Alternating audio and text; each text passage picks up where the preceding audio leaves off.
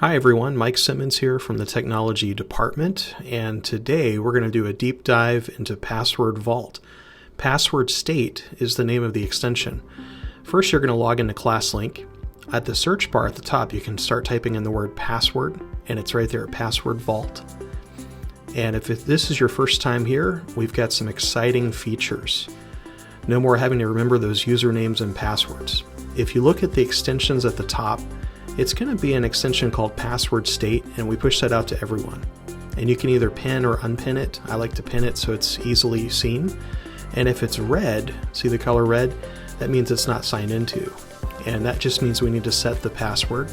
So if you click on your name at the top, we're going to go to Browser Extension. And then here you can either set your master password, or you can clear the one that you already set and then set a new one. I'm not going to clear mine. I like the password I have set. But I just wanted to show you guys where that's at.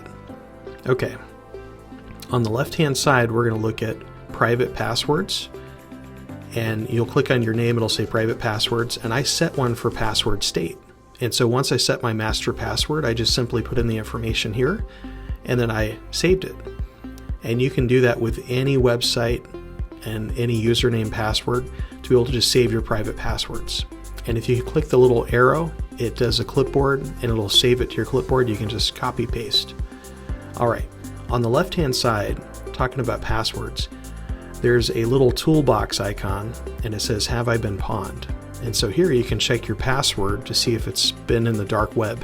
So ABC123, let me check it. Hope that failed. Oh, that's too bad. So when you set your password, you want to make sure it's a strong password.